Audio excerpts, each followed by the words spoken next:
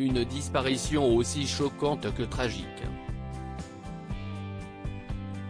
Mercredi 19 janvier, en apprenant que Gaspard Ulliel avait été victime d'un terrible accident de ski dans la station de la Rosière, en Savoie, après être entré en collision avec un autre skieur au croisement de deux pistes bleues.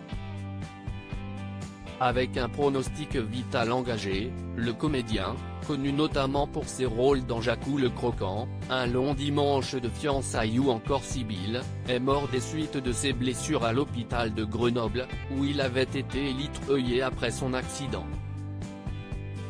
Un établissement célèbre également pour avoir, en 2013, accueilli un autre accidenté des pistes, Michael Schumacher.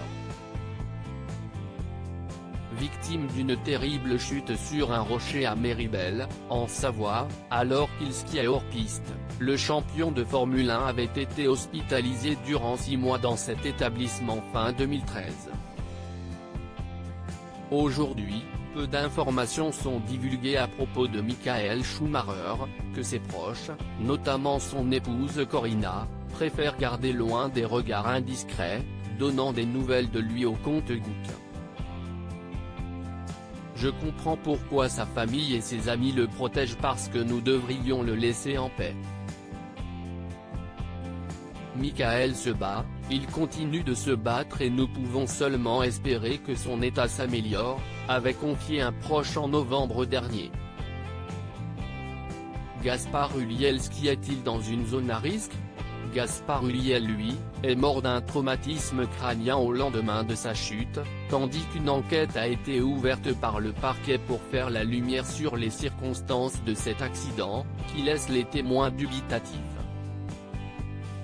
En effet, cette collision s'est produite par beau temps sur une bonne neige dans une zone pas particulièrement accidentogène, souligne Jérémy Silva, directeur de l'Office du tourisme de la Rosière auprès du Dauphiné libéré. L'autre skieur lui, n'a pas été blessé après l'impact, mais sera entendu par les autorités. Les témoins assurent qu'il est resté sur les lieux de l'accident, où l'acteur de 37 ans, qui ne portait pas de casque, était immobile, inconscient dans la neige lorsque les secours sont arrivés. Un destin tragique qui fait écho à celui de Jocelyn Quivrin, tué dans un accident de la route en 2009 à l'âge de 30 ans. Loading Widget.